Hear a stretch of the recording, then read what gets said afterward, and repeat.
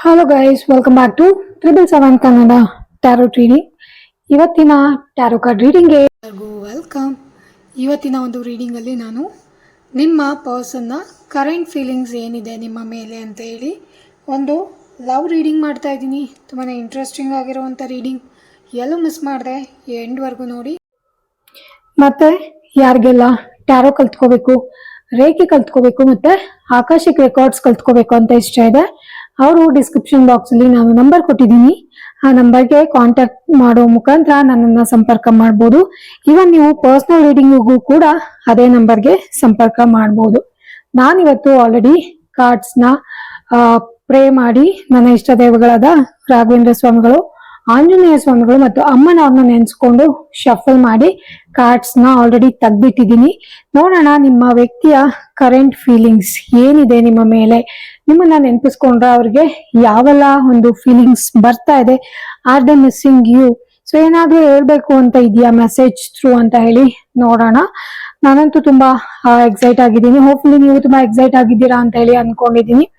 So ನೋಡುವ ಏನೆಲ್ಲ ಮೆಸೇಜಸ್ಗಳು ಬರ್ಬೋದು ಅಂತ ಹೇಳಿ. ಅಂಡ್ ಆಲ್ಸೋ ಇದೊಂದು ಜನರಲ್ ರೀಡಿಂಗ್ ಆಗಿರುತ್ತೆ. ರೆಸನೇಟ್ ಆದ್ರೆ ಮಾತ್ರ ತಗೊಳ್ಳಿ, ಇಲ್ಲ ಅಂದ್ರೆ ಒಂದು ನಾರ್ಮಲ್ ರೀಡಿಂಗ್ ತರ ನೋಡಿ ಇದನ್ನ ಎಂಜಾಯ್ ಮಾಡಿ. ಸೊ ಮೊದಲನೇ ಕಾರ್ಡು ನಮಗೆ 7 ಆಫ್ ಪೆಂಟಿಕಲ್ಸ್ ಬಂದಿದೆ. ಓಕೆ, ಮೊದಲನೇ ಕಾರ್ಡು 7 ಆಫ್ ಪೆಂಟಿಕಲ್ಸ್ ಬಂದಿದೆ. ಎರಡನೇ ಕಾರ್ಡು 6 ಆಫ್ ವಾಂಡ್ಸ್ ಬಂದಿದೆ. ಮೂರನೇ ಕಾರ್ಡು 4 ಆಫ್ ವಾಂಡ್ಸ್ ಬಂದಿದೆ. ನಾಲ್ಕನೇ ಕಾರ್ಡು ಹೈ ಪ್ರಿಸ್ಟೆಸ್ ಬಂದಿದೆ. ಐದನೇದು 5 ಆಫ್ ಸಾರ್ಟ್ಸ್ ಬಂದಿದೆ. ಆರನೇದು last card. Okay, so 6 cards ತೆಗೆದಿದ್ದೀನಿ ನಾನು ಇವತ್ತು. ಏಸ್ ಆಫ್ ಸಾರ್ಟ್ಸ್ ಬಂದಿದೆ. ನೋಡುವ ಏನೆಲ್ಲ ಈ ವ್ಯಕ್ತಿ ನಿಮ್ಗೆ ಮೆಸೇಜ್ ಮೂಲಕ ಏನೆಲ್ಲ ಹೇಳ್ಬೇಕು ಅಂತ ಹೇಳಿ ಅನ್ಕೋತಾ ಇದ್ದಾರೆ ಅಂತ ಹೇಳಿ. ಮೊದಲನೇ ಕಾರ್ಡು ನಮಗೆ 7 ಆಫ್ ಸಾರ್ಟ್ಸ್ ಬಂದಿದೆಯಲ್ಲ. ಸೊ ಈ ಕಾರ್ಡು ಏನನ್ನ ರೆಪ್ರೆಸೆಂಟ್ ಮಾಡುತ್ತೆ ಅಂತ ಹೇಳಿದ್ರೆ, ಸೊ ಈ ವ್ಯಕ್ತಿ ಯಾರಿಗೋ ನಿಮ್ಗೆ ಲೈಕ್ ಏನೋ ಒಂದು ಲೈಫ್ ಅಲ್ಲಿ ಫೋಕಸ್ಡ್ ಆಗಿ ವೆಯ್ಟ್ ಮಾಡ್ತಿರೋ ಅಂತ ಎನರ್ಜಿ, ಯಾವ್ದೋ ಒಂದು ವಿಚಾರಕ್ಕಾಗಿ ತುಂಬಾನೇ ಫೋಕಸ್ಡ್ ಆಗಿರುವಂತದ್ದು, ವೆಯ್ಟ್ ಮಾಡ್ತಿರುವಂತ ಎನರ್ಜಿ ತುಂಬಾ ಸ್ಟ್ರಾಂಗ್ ಆಗಿ ಕಾಣಿಸ್ತಾ ಇದೆ. ಮೇ ಬಿ ಅವರು ನಿಮ್ಮ ಟುವರ್ಡ್ಸ್ ಅಥವಾ ನಿಮ್ ಕಡೆನೂ ಕೂಡ ವೆಯ್ಟ್ ಮಾಡ್ತಿದ್ದಾರೆ ಅಂತ ಅನ್ಸುತ್ತೆ. In case phone, call, messages ಯಾವ್ದೋ ಒಂದಕ್ಕೆ ತುಂಬಾ ಸ್ಟ್ರಾಂಗ್ ಆಗಿ, ತುಂಬಾ ಫೋಕಸ್ಡ್ ಆಗಿ ಯೋಚನೆ ಮಾಡ್ತಿರುವಂತದ್ದು ಅಥವಾ ಕಾಯ್ತಿರುವಂತ ಎನರ್ಜಿ ತುಂಬಾ ಸ್ಟ್ರಾಂಗ್ ಆಗಿ ಕಾಣಿಸ್ತಾ ಇದೆ. May be most of the time ತುಂಬಾ ಯೋಚನೆ ಮಾಡ್ತಾರೆ ಅನ್ಸುತ್ತೆ. ಕೆಲವೊಂದ್ಸರಿ ನಿಮ್ ಬಗ್ಗೆ ನೆನ್ಸ್ಕೊಂಡಾಗೆಲ್ಲ ತುಂಬಾ ಫೋಕಸ್ಡ್ ಆಗಿ ಯೋಚನೆ ಮಾಡುವಂತದ್ದು. ಮೇ ಬಿ ಲೈಕ್ ಏನೋ ಮಾಡ್ತಾರೇನೋ, ಇವಾಗ್ಲೇ ಫೋನ್ ಮಾಡ್ಬೋದು, ಮೆಸೇಜ್ ಏನಾದ್ರು ಮಾಡ್ಬೋದು, ಅಥವಾ ಯಾವ್ದಾದ್ರು ಮುಖಾಂತರ ಕಾಂಟ್ಯಾಕ್ಟ್ ಮಾಡೋದಕ್ಕೆ ಟ್ರೈ ಮಾಡ್ಬೋದೇನೋ ಅಂತ ಹೇಳಿ ತುಂಬಾ ಫೋಕಸ್ಡ್ ಆಗಿ ಈ ಪ್ರೀತಿ ವಿಚಾರವಾಗಿ ಯೋಚನೆ ಮಾಡ್ತಿರೋದು, ನಿಮ್ಮ ಬಗ್ಗೆ ಥಿಂಕ್ ಮಾಡ್ತಿರೋದು ಕೆಲವೊಂದ್ಸರಿ. ಸೊ ಇದನ್ನೆಲ್ಲ ನೆನಪಿಸ್ಕೊಳ್ತಾ ಇದ್ದಾರೆ.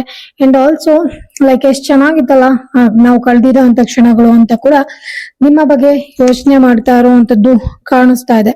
ಸೊ ನೀವು ಅವರು ಏನಾದ್ರು ಜೊತೆಲಿ ಕಾಲ ಕಳೆದಿದ್ರೆ ಆ ಒಂದು ವಿಚಾರದ ಸಲುವಾಗಿ ಈ ವ್ಯಕ್ತಿ ತುಂಬಾ ಸ್ಟ್ರಾಂಗ್ ಆಗಿ ಯೋಚನೆ ಮಾಡ್ತಾ ಇದ್ದಾರೆ. ತುಂಬಾ ಫೋಕಸ್ಡ್ ಆಗಿ ಯೋಚನೆ ಮಾಡ್ತಿರುವಂತ ಎನರ್ಜಿಗಳು ಕೂಡ ತುಂಬಾ ಸ್ಟ್ರಾಂಗ್ ಆಗಿ ಕಾಣಿಸ್ತಾ ಇದೆ. ಇನ್ನು ನಮಗೆ ಸೆಕೆಂಡ್ ಕಾರ್ಡು 7 ಆಫ್ ವಾಂಡ್ಸ್ ಬಂದಿರೋದ್ರಿಂದ ಮೇ ಬಿ ಅವರಿಗೆಲ್ಲ ಒಂದ್ ಕಡೆ ಅನ್ನಿಸ್ತಿತ್ತು ನಿಮ್ ಜೊತೆ ಇದ್ದಾಗ ತುಂಬಾ ಸೆಕ್ಯೂರ್ಡ್ ಆಗಿದ್ರು, ಅವರು ತುಂಬಾ ಸೇಫ್ ಆಗಿದ್ರು, ಅಥವಾ ನಿಮಗೆ ಅನ್ನಿಸ್ಬೋದು ಅವ್ರ ಜೊತೆ ಇದ್ರೆ ಲೈಫ್ ತುಂಬಾ ಸೆಕ್ಯೂರ್ಡ್ ಆಗಿರ್ತಿತ್ತೇನೋ, ಸೇಫ್ ಆಗಿರ್ತಿತ್ತೇನೋ ಅಂತ ಹೇಳಿ. ಅಂಡ್ ಆಲ್ಸೋ ನಿಮ್ಮನ್ನ ಯಾವಾಗೆಲ್ಲ ರೀಚ್ ಆಗ್ಬೇಕು ಅಥವಾ ನಿಮ್ಮನ್ನ ಕಾಂಟ್ಯಾಕ್ಟ್ ಮಾಡ್ಬೇಕು ಅಂತ ಹೇಳಿ ಆ ವ್ಯಕ್ತಿ ಅನ್ಕೋತಾರೆ, ಅವಾಗೆಲ್ಲ ಮೇ ಬಿ ನೀವು ತುಂಬಾ ಸೆಕ್ಯೂರ್ಡ್ ಆಗಿದ್ದೀರಾ ಅನ್ಸುತ್ತೆ. ಅಥವಾ ನೀವು ಆಲ್ರೆಡಿ ನಿಮ್ಮದೇ ಆದ ಒಂದಷ್ಟು ಚೌಕಟ್ಟಿನಲ್ಲಿ ಅಥವಾ ಸೆಕ್ಯೂರಿಟಿಯಲ್ಲಿ, ಅಥವಾ ನಿಮ್ಮ ಸುತ್ತಮುತ್ತ ಜನ ಯಾರಿದ್ದಾರೆ ಅವರು ನಿಮ್ಗೆ ಆಲ್ರೆಡಿ ಇವಾಗ ರಕ್ಷಣೆ ಮಾಡ್ತಾ ಇದ್ದಾರೆ, ಅಥವಾ ನೀವು ಅವರ ಒಂದು ಪ್ರೊಟೆಕ್ಷನ್ ಅಲ್ಲಿ ಇದೀರಾ. ನೀವು ಲೈಫ್ ಅಲ್ಲಿ ಆಲ್ರೆಡಿ ಮೂವ್ ಆನ್ ಆಗಿರ್ಬೋದು, ಸಕ್ಸೀಡ್ ಆಗಿರ್ಬೋದು, ಅಥವಾ ನಿಮ್ಮ ಒಂದು ಗೋಲ್ ನ ಅಚೀವ್ ಮಾಡೋದ್ರಲ್ಲಿ ನೀವು ಬ್ಯುಸಿ ಆಗಿರ್ಬೋದು. ಆ ಒಂದು ವಿಚಾರವಾಗಿ ನೀವು ತುಂಬಾ ಸ್ಟ್ರಾಂಗ್ ಆಗಿ ಅಥವಾ ತುಂಬಾ ಫೋಕಸ್ಡ್ ಆಗಿ ಕೆಲಸ ಮಾಡ್ತಿರುವಂತದ್ದು ಆಗ್ಬೋದು, ಅಥವಾ ತುಂಬಾ ಪ್ರೊಟೆಕ್ಟೆಡ್ ಆಗಿರ್ಬೋದು ನಿಮ್ಮದೇ ಆದ ಫೀಲ್ಡ್ ಅಲ್ಲಿ, ಅಥವಾ ನಿಮ್ಮದೇ ಆದ ಒಂದು ಸರೌಂಡಿಂಗ್ ಅಲ್ಲಿ. ಇನ್ ಕೇಸ್ ಏನಾದ್ರು ನೀವು ಮೂವ್ ಆನ್ ಆಗಿ ನೆಕ್ಸ್ಟ್ ರಿಲೇಶನ್ಶಿಪ್ ಅಥವಾ ಮದ್ವೆ ಆತರ ಏನಾದ್ರು ಆಗಿದ್ರೆ, so some people are there to protect you. ನೀವು ಆಲ್ರೆಡಿ ಲೈಫ್ ಅಲ್ಲಿ ವಿನ್ ಆಗಿದ್ದೀರಾ ಅಥವಾ ಏನೋ ಒಂದ್ ಸಾಧನೆ ಮಾಡಿದೀರಾ, ಒಂದು ಹೊಸ ಲೈಫ್ ನ ಕೂಡ ನೀವು ಪಡ್ಕೊಂಡಿರ್ಬೋದು, ಅದನ್ನ ಸೆಲೆಬ್ರೇಟ್ ಮಾಡ್ತಿರ್ಬೋದು. ಅದನ್ನು ಕೂಡ ಈ ವ್ಯಕ್ತಿ ನೋಡ್ತಾ ಇದ್ದಾರೆ. ಓಕೆ, ನಿಮ್ಮ ಹೊಸ ಲೈಫ್ ಅಲ್ಲಿ ಅಥವಾ ನಿಮ್ಮ ಹೊಸ ಪ್ರೀತಿಯಲ್ಲಿ ನೀವು ಎಷ್ಟು ಹಾರ್ಮನಿಯಿಂದ ಇದ್ದೀರಾ, ಚೆನ್ನಾಗಿದ್ದೀರಾ, ಎಷ್ಟು ಬ್ಯಾಲೆನ್ಸ್ಡ್ ಆಗಿ ತಗೊಂಡು ಹೋಗ್ತಾ ಇದ್ದೀರಾ. ಸೊ ಅವರು ಕೂಡ ನಿಮ್ಮನ್ನ ಯಾವ ತರ ರಕ್ಷಣೆ ಮಾಡ್ತಾ ಇದ್ದಾರೆ ಎಲ್ಲದನ್ನು ಈ ವ್ಯಕ್ತಿ ನೋಡ್ತಾ ಇದ್ದಾರೆ. ಸೊ ನಿಮ್ ಲೈಫ್ ಅಲ್ಲಿ ಏನೇನ್ ಆಗ್ತಿದೆ ಎಲ್ಲ ಗೊತ್ತು. ಓಕೆ, ಇನ್ನು ಥರ್ಡ್ ಕಾರ್ಡು ನಮಗೆ 4 ಆಫ್ ವಾಂಡ್ಸ್ ಬಂದಿರೋದ್ರಿಂದ ನಿಮ್ಮ ನೀವೇನೋ ಲೈಫ್ ಅಲ್ಲಿ ಸೆಲೆಬ್ರೇಟ್ ಮಾಡ್ತಿದ್ದೀರಾ, ಲೈಫ್ ಅನ್ನ ಸಕ್ಸಸ್ ಆಗಿ ತಗೊಂಡು ಹೋಗ್ತಾ ಇದ್ದೀರಾ. ಅಂಡ್ ಆಲ್ಸೋ ನಿಮ್ಮ ಮ್ಯಾರೇಜ್, ಇನ್ ಕೇಸ್ ನಿಮ್ದು ಮ್ಯಾರೇಜ್ ಆಗಿದ್ರೆ, ನೀವು ಮೂವ್ ಆನ್ ಆಗಿದ್ರೆ ನಿಮ್ಮ ಮ್ಯಾರೇಜ್ ಲೈಫ್ ಚೆನ್ನಾಗಿದೆ, ಅದನ್ನ ಕೂಡ ಇವರು ನೋಡ್ತಾ ಇದ್ದಾರೆ. ನೀವು ತುಂಬಾ ಸ್ಟೇಬಲ್ ಆಗಿ ತಗೊಂಡು ಹೋಗ್ತಾ ಇದ್ದೀರಾ, ತುಂಬಾ ಹ್ಯಾಪಿ ಆಗಿದ್ದೀರಾ. ನಿಮ್ಮ ಮೆರಿಟಿಯಲ್ ಲೈಫ್ ಏನಿದೆ ಅಲ್ವಾ, ಮ್ಯಾರೇಜ್ ಲೈಫ್ ತುಂಬಾ ಸಕ್ಸಸ್ಫುಲ್ ಆಗಿ ನೀವು ಸೆಲೆಬ್ರೇಟ್ ಮಾಡ್ತಾ ಇದ್ದೀರಾ. ಅಂಡ್ ಆಲ್ಸೋ ತುಂಬಾ ಚೆನ್ನಾಗಿ ನೀವು ಅದನ್ನ ಕ್ಯಾರಿ ಮಾಡ್ಕೊಂಡು ಹೋಗ್ತಾ ಇದ್ದೀರಾ. ಯಾವ್ದೋ ಒಂದು ಲೈಫ್ ಅಲ್ಲಿ ಅಚೀವ್ ಮಾಡಿರುವಂತದ್ದು ಸಕ್ಸಸ್, ಕೆರಿಯರ್ ಅಲ್ಲಿ ಸಕ್ಸಸ್ ಇರ್ಬೋದು. ಸೊ ಏನೇನೋ ಒಂದು ಸೆಲೆಬ್ರೇಟ್ ಮಾಡ್ತಾ ಇದ್ದೀರಾ ನೀವು, ಅದನ್ನು ಕೂಡ ಈ ವ್ಯಕ್ತಿ ನೋಡ್ತಾ ಇದ್ದಾರೆ. ನಿಮ್ಮ ಎನರ್ಜಿ ಫೈರ್ ಎಲಿಮೆಂಟ್ ಇದು 4 ಆಫ್ ವಾಂಡ್ಸ್, ಆ ಎನರ್ಜಿನೂ ಕೂಡ ಇವರು ಸೆನ್ಸ್ ಮಾಡ್ತಾ ಇದ್ದಾರೆ. ನೀವು ಲೈಫ್ ಅಲ್ಲಿ ಎಷ್ಟು ಬ್ಯಾಲೆನ್ಸ್ಡ್ ಆಗಿದ್ದೀರಾ, ಎಷ್ಟು ಸ್ಟೇಬಲ್ ಆಗಿ ನಿಮ್ಮ ಲೈಫ್ ನ ತಗೊಂಡ್ ಹೋಗ್ತಿದ್ದೀರಾ. ಅಂಡ್ ಆಲ್ಸೋ ಇನ್ ಕೇಸ್ ನೀವು ಮದ್ವೆ ಆಗಿದೆ, ನಿಮ್ಮ ಮ್ಯಾರೇಜ್ ಲೈಫ್ ಎಷ್ಟು ಚೆನ್ನಾಗಿದೆ, ಸೊ ಅದನ್ನು ಕೂಡ ಈ ವ್ಯಕ್ತಿ ನೋಡ್ತಾ ಇದ್ದಾರೆ. ಓಕೆ, ನೀವೆಷ್ಟು ಹ್ಯಾಪಿಯಾಗಿ ಅದನ್ನ ಸ್ಟೇಬಲ್ ಆಗಿ ತಗೊಂಡ್ ಹೋಗ್ತಿದ್ದೀರಾ ನಿಮ್ಮ ಲೈಫ್ ನ, ಎಲ್ಲದನ್ನು ಈ ವ್ಯಕ್ತಿ ಅಬ್ಸರ್ವ್ ಮಾಡ್ತಾ ಇದ್ದಾರೆ. ಎಲ್ಲ ಒಂದ್ ಕಡೆ ನೀವು ಮೂವ್ ಆನ್ ಆಗಿದ್ದೀರಾ, ನಿಮ್ಮ ಹೊಸ ಜೀವನಕ್ಕೆ ನೀವು ಕಾಲಿಟ್ಟಾಯ್ತು, ಅಥವಾ ನೀವು ಹಳೆದನ್ನೆಲ್ಲ ಮರ್ತು ಹೊಸ ಜೀವನದ ಕಡೆ ಫೋಕಸ್ಡ್ ಆಗಿದ್ದೀರಾ ಅನ್ನೋದು ಕೂಡ ಈ ವ್ಯಕ್ತಿ ನೋಡ್ತಾ ಇದ್ದಾರೆ. ಅಂಡ್ ತುಂಬಾನೇ ಜಾಸ್ತಿ ಅದ್ರಲ್ಲಿ ನೀವು ಸ್ಟೇಬಲ್ ಆಗಿರೋದು, ಅದನ್ನ ನೀಟಾಗಿ ನಿಮ್ಮ ರೆಸ್ಪಾನ್ಸಿಬಿಲಿಟೀಸ್ ಗಳು ಏನಿದೆಯಲ್ಲ ಅದನ್ನ ಸಂಭಾಳಿಸ್ತಿರೋದು ಎಲ್ಲದನ್ನು ಕೂಡ ಈ ವ್ಯಕ್ತಿ ಅಬ್ಸರ್ವ್ ಮಾಡ್ತಾ ಇದ್ದಾರೆ. ನೀವು ಯಾವ ತರ ಲೈಫ್ ನ ತಗೊಂಡ್ ಹೋಗ್ತಿದ್ದೀರಾ, ಹೆಂಗೆ ಜೀವನನ ನಿಭಾಯಿಸ್ತಾ ಇದ್ದೀರಾ ಅಂತ ಹೇಳಿ. ಇನ್ನು ನಮ್ಗೆ 4ನೇ ಕಾರ್ಡು ದ ಹೈಪ್ರಿಸ್ಟಸ್ ಬಂದಿದೆ. ಹೈಪ್ರಿಸ್ಟಸ್ ಏನನ್ನ ರೆಪ್ರೆಸೆಂಟ್ ಮಾಡುತ್ತೆ ಅಂದ್ರೆ, ಸೊ ಎಲ್ಲ ಒಂದ್ ಕಡೆ ನೀವು ತುಂಬಾ ಸೀಕ್ರೆಟಿವ್ ಇರ್ಬೋದು, ಅವ್ರಿಗೆ ನಿಮ್ಮನ್ನ ನೆನ್ಸ್ಕೊಂಡಾಗೆಲ್ಲ ತುಂಬಾ ಸೀಕ್ರೆಟಿವ್, ಅವರಿಂದ ಬಹಳಷ್ಟು ವಿಚಾರಗಳನ್ನ ನೀವು ಮುಚ್ಚಿಟ್ಟಿರುವಂತದ್ದಾಗಿರ್ಬೋದು, ಅಥವಾ ತುಂಬಾನೇ ಬಾರ್ಡರ್ಸ್ ನ ಕ್ರಿಯೇಟ್ ಮಾಡ್ಕೊಂಡು ನಿನ್ನ ಒಂದು ಲೈನ್ ನ ಕ್ರಾಸ್ ಮಾಡ್ಬೇಡ ಅಂತ ಹೇಳೋ ಮುಖಾಂತರ ನೀವು ಅವ್ರಿಗೆ ದೂರದಿಂದಾನೇ ಒಂದು ವಾರ್ನಿಂಗ್ ಕೊಡುವಂತದ್ದಿರ್ಬೋದು, ಅಥವಾ like be there in your limits ಅಂತ ಹೇಳುವಂತದ್ದಿರ್ಬೋದು, ಅಥವಾ ಆ ಪರ್ಸನ್ಗೆ ನೀವು ನೆನ್ಸ್ಕೊಂಡಾಗೆಲ್ಲ ನೀವು ತುಂಬಾ ಸೀಕ್ರೆಟಿವ್, ತುಂಬಾನೇ ಜಾಸ್ತಿ ಎಲ್ಲರಿಗೂ ಆಕ್ಸೆಸ್ ಮಾಡೋದಕ್ಕೆ ಆಗದೆ ಇರುವಂತವ್ರು, ಅಥವಾ ಕೆಲವೊಂದಷ್ಟು ಜನಗಳ ಜೊತೆ ಮಾತ್ರ ನೀವು ಕಾಂಟ್ಯಾಕ್ಟ್ಸ್ ನ ಇಟ್ಕೊಂಡಿದ್ದೀರಾ. ಅಂಡ್ ಆಲ್ಸೋ ನೀವು ತುಂಬಾನೇ ಜಾಸ್ತಿ ನಿಮ್ಮಲ್ಲಿ ಓಪನ್ ಅಪ್ ಆಗಲ್ಲ. ಅಂಡ್ ಆಲ್ಸೋ ಎಲ್ಲರ ಜೊತೆನೂ ಮಿಂಗಲ್ ಆಗೋದಕ್ಕೆ ನೀವು ಒಪ್ಕೊಳ್ಳಲ್ಲ. ಲೈಕ್ ಯಾವುದೇ ವಿಚಾರವಾಗಿ ಡಿಸ್ಕಷನ್ ಮಾಡ್ಬೇಕು ಅಂದ್ರೂ ಕೂಡ ಓಪನ್ ಆಗಿ ನೀವು ಬಂದು ಲೈಕ್ ಎಲ್ಲರ ಜೊತೆ ಓಪನ್ ಅಪ್ ಆಗಿ ಮಾತಾಡೋಂತವ್ರಲ್ಲ, ತುಂಬಾ ಸೀಕ್ರೆಟಿವ್, ತುಂಬಾ ಚೂಸಿ, ತುಂಬಾನೇ ಲಿಮಿಟೆಡ್ ಪರ್ಸನ್. ನಿಮ್ಮ ಒಂದು ಬಾರ್ಡರ್ಸ್ ನ ನೀವು ಕ್ರಿಯೇಟ್ ಮಾಡ್ಕೊಳ್ಳೋದು, ನಿಮ್ಮ ಒಂದು ಸರೌಂಡಿಂಗ್ ಅಲ್ಲೇ ನೀವು ಹ್ಯಾಪಿನೆಸ್ ನ ಕಾಣೋದು, ಅಥವಾ ಅದ್ರೊಳಗಡೆನೆ ನೀವು ಇತ್ಕೊಂಡು ಜೀವನನ ಮಾಡ್ಕೊಂಡು ಲೈಕ್ ಒಂದು ನೆಮ್ಮದಿಯ ಜೀವನನ ಕಟ್ಕೊಳ್ಳೋದಕ್ಕೆ ಬಯಸುವಂತ ವ್ಯಕ್ತಿ ಆಗಿರ್ಬೋದು. ನಿಮ್ಮನ್ನ ನೋಡಿದಾಗೆಲ್ಲ ತುಂಬಾ ಸೀಕ್ರೆಟಿವ್ ಪರ್ಸನ್ ಇರ್ಬೋದು, ಅಥವಾ ಬಹಳಷ್ಟು ಜನಗಳ ಜೊತೆ ಲೈಕ್ ಹ್ಯಾಂಗ್ ಔಟ್ ಮಾಡೋದು ಅಥವಾ ಮಾತುಕತೆಗೆ ಇಳಿಯೋದಕ್ಕೆ ಇಷ್ಟಪಡದೆ ಇರುವಂತ ವ್ಯಕ್ತಿ ಆಗಿರ್ಬೋದು. ಅಟ್ ದ ಸೇಮ್ ಟೈಮ್ ನೀವು ತುಂಬಾ ಬುದ್ಧಿವಂತರಾಗಿರ್ಬೋದು, ತುಂಬಾ ಜ್ಞಾನವಂತರಾಗಿರ್ಬೋದು, ಅಥವಾ ನಿಮ್ಮದೇ ಆದ ಒಂದು ಫೀಲ್ಡ್ ಅಲ್ಲಿ ನೀವೇನೋ ಒಂದು ಅಚೀವ್ ಮಾಡೋದಕ್ಕೆ, ಸಾಧನೆ ಮಾಡೋದಕ್ಕೆ ತುಂಬಾ ಕಷ್ಟಪಡ್ತಿರುವಂತ ವ್ಯಕ್ತಿ ನೀವು ಆಗಿರ್ಬೋದು. ಸೊ ಅದ್ರ ಕಡೆ ಕೂಡ ನೀವು ಜ್ಞಾನ ಅಥವಾ ತುಂಬಾನೇ ಫೋಕಸ್ಡ್ ಆಗಿ ಕೆಲಸ ಮಾಡ್ತಿರುವಂತವ್ರು ಕೂಡ ಆಗಿರ್ಬೋದು. ಸೊ ನಿಮ್ಮನ್ನ ನೋಡಿದಾಗೆಲ್ಲ ತುಂಬಾ ಸೀಕ್ರೆಟಿವ್, ತುಂಬಾ ಜ್ಞಾನ ಇರುವಂತವ್ರು, ತುಂಬಾನೇ ಸೀಕ್ರೆಟ್ ಮೀನ್ಸ್ ತುಂಬಾನೇ ಲೈಕ್ ಲಿಮಿಟೆಡ್ ಪರ್ಸನ್. ಯಾರ ಜೊತೆನೂ ಅಷ್ಟು ಈಸಿಯಾಗಿ ನಾನು ಕಾಂಟ್ಯಾಕ್ಟ್ ಎಲ್ಲ ಮಾಡೋದಕ್ಕಾಗಲ್ಲ, ಅಥವಾ ಲೈಕ್ ನಾನ್ ಮೋಸ್ಟ್ಲಿ ನನ್ನ ಕೈಗೆ ಸಿಗದೇನೆ ಹೋಗ್ಬೋದು. ಇವರು ತುಂಬಾ ಸೀಕ್ರೆಟಿವ್ ಆಗಿ ಹಂಗೆ ಉಳ್ಕೋಬಹುದು ಇವ್ರ ಲೈಫ್. ಆತರ ಕೂಡ ಈ ವ್ಯಕ್ತಿ ಯೋಚನೆ ಮಾಡ್ತಾ ಇದಾರೆ. ಹೈಪ್ರಿಸ್ಟಸ್ ಅಂದ್ರೇನೆ ಹಂಗೆ ತುಂಬಾ ನಿಗೂಢವಾಗಿರುವಂತ ವ್ಯಕ್ತಿಗಳ ತರ ನೀವು ಲೈಕ್ ಜೀವನ ಮಾಡ್ತಿರ್ಬೋದು, ಅದನ್ನು ಕೂಡ ಅವರು ಅಬ್ಸರ್ವ್ ಮಾಡ್ತಾ ಇದ್ದಾರೆ. ಇನ್ನು ನಮಗೆ 5ನೇ ಕಾರ್ಡು 5 ಆಫ್ ಸಾರ್ಟ್ಸ್ ಬಂದಿದೆ. ಇನ್ನು ಈ 5 ಆಫ್ ಸಾರ್ಟ್ಸ್ ಏನನ್ನ ರೆಪ್ರೆಸೆಂಟ್ ಮಾಡುತ್ತೆ ಅಂತ ಹೇಳಿದ್ರೆ, ಏನೋ ಒಂದು ಜೀವನದಲ್ಲಿ ಮೇ ಬಿ ಅವರು ನಿಮ್ಮನ್ನ ಕಳ್ಕೊಂಡ್ಬಿಟ್ರೇನೋ ಅಂತ ಹೇಳಿ ಥಿಂಕ್ ಮಾಡ್ತಿರ್ಬೋದು, ಅಥವಾ ಈ ಒಂದು ಯುದ್ಧದಲ್ಲಿ ಅಥವಾ ಏನೋ ಒಂದು ಮನಸ್ತಾಪದಲ್ಲಿ ನಾನು ಈ ವ್ಯಕ್ತಿನ ಸಂಪೂರ್ಣವಾಗಿ ಕಳ್ಕೊಂಡೆ, ಲಾಸ್ ಮಾಡ್ಕೊಂಡೆ, ಅಥವಾ ತುಂಬಾನೇ ಲೈಕ್ ಒಂದು ಕಾಂಪ್ಲಿಕೇಶನ್ ತುಂಬಾ ಜಾಸ್ತಿ ಇತ್ತು ಬ್ರೇಕಪ್ ಆದಾಗ, ಅಥವಾ ಕಂಟಿನ್ಯೂಸ್ ಚಾಲೆಂಜಿಂಗ್ ಆಗಿ ಇತ್ತು ನಮ್ಮ ರಿಲೇಶನ್ಶಿಪ್.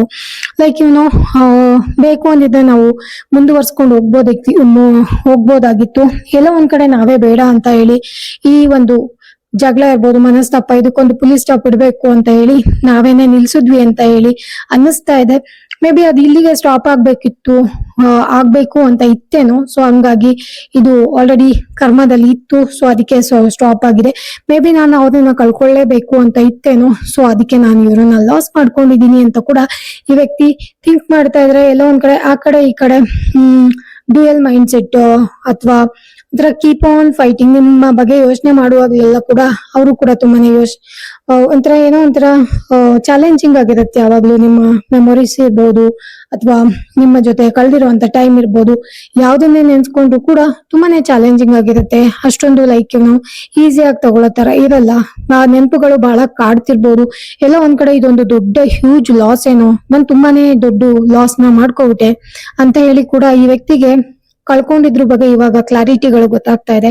ಸ್ವಲ್ಪ ತಾಳ್ಮೆಯಿಂದ ಇರ್ಬೇಕಾಗಿತ್ತೇನೋ, ಯೋಚನೆ ಮಾಡ್ಬೇಕಿತ್ತೇನೋ. ತುಂಬಾ ದೊಡ್ಡ ಲಾಸ್. ನಾನು ಕೂಡ ತುಂಬಾ ಮನ್ಸಿಗೆ ನೋವು ಮಾಡಿದೀನಿ ಅವ್ರಿಗೆ, ಅಥವಾ ತುಂಬಾನೇ ಜಾಸ್ತಿ ನನ್ನಿಂದ ಬೇಜಾರ್ಗಳಾಗಿದ್ದಾವೆ. ನಾನು ಯೂಸ್ ಮಾಡಿರುವಂತ ಪದಗಳಾಗಿರ್ಬೋದು ಅಥವಾ ನಡ್ಕೊಂಡಿದ್ದ ರೀತಿ ಆಗಿರ್ಬೋದು, ಯಾವ್ದು ಸರಿ ಇಲ್ಲ. ಆ ವ್ಯಕ್ತಿ ನನ್ನಿಂದ ಸಂಪೂರ್ಣವಾಗಿ ದೂರ ಹೋಗೋ ತರ ಆ ಒಂದು ಸಿಚುವೇಶನ್ ನಾನು ಕ್ರಿಯೇಟ್ ಮಾಡ್ಬಿಟ್ಟೆ. ಸ್ವಲ್ಪ ತಾಳ್ಮೆಯಿಂದ ಇರ್ಬೇಕಾಗಿತ್ತೇನೋ ಅಂತ ಹೇಳಿ ಆ ವ್ಯಕ್ತಿ ಇವಾಗ ನೆನ್ಸ್ಕೊತಾ ಇದ್ದಾರೆ. ಇವಾಗ ಅವರಿಗೆ ಎಲ್ಲ ರಿಗ್ರೆಟ್ ಆಗ್ತಾ ಇದೆ.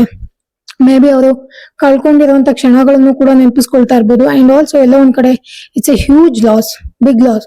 ಯಾವ್ದಾದ್ರು ಒಂದು ಬಿಸ್ನೆಸ್ ಅಥವಾ ಹಣನ ದೊಡ್ಡ ಮಟ್ಟದಲ್ಲಿ ನಾವು ಕಳ್ಕೊಂಡಾಗ ನಮ್ಗೆ ಅನ್ಸತ್ತಲ್ಲ, ತುಂಬಾ ದೊಡ್ಡದಾಗಿ ನಾನು ಲಾಸ್ ಮಾಡ್ಕೊಬಿಟ್ಟೆ ಅಂತ ಹೇಳಿ. ಸೊ ಅದೇ ತರ ನಿಮ್ಮನ್ನ ನೆನ್ಸ್ಕೊಂಡಾಗೆಲ್ಲ ಈ ವ್ಯಕ್ತಿಗೆ ಬಹಳಷ್ಟು ದೊಡ್ಡ ಲಾಸ್ ನಾನು ಮಾಡ್ಕೊಂಡ್ಬಿಟ್ಟೆ, ಈ ವ್ಯಕ್ತಿನ ನಾನು ಕಳ್ಕೋಬಾರ್ದಾಗಿತ್ತು, ನನ್ನ ಲೈಫಲ್ಲಿ ಇದೊಂದು ತುಂಬಕ್ಕೆ ಆಗದೆ ಇರೋಂತ ಒಂದು ಲಾಸ್.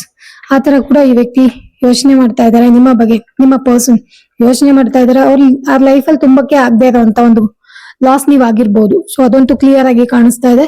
ಇನ್ನು ನಮಗೆ ಆರನೇ ಕಾರ್ಡು ಏಸ್ ಆಫ್ ಸ್ವಾರ್ಟ್ಸ್ ಬಂದಿದೆ. ಸೊ ಈ ಏಸ್ ಆಫ್ ಸ್ವಾರ್ಟ್ಸ್ ಏನನ್ನ ಹೇಳ್ತಾ ಇದೆ ಅಂದ್ರೆ, ಎಲ್ಲೋ ಒಂದ್ ಕಡೆ ನಿಮ್ಗೆ ಎಲ್ಲ ಮಿಕ್ಸ್ಡ್ ಫೀಲಿಂಗ್ಸ್ ಇದ್ರೂ ಕೂಡ ಈ ವ್ಯಕ್ತಿಗೆ ನಿಮ್ ಬಗ್ಗೆ ಅಟ್ರಾಕ್ಷನ್ ಇದೆ. ಅಂಡ್ ಆಲ್ಸೋ ಎಲ್ಲೋ ಒಂದ್ ಕಡೆ ಪಾಸಿಟಿವ್ ಥಿಂಕಿಂಗ್ ಕೂಡ ಇರ್ಬೋದು.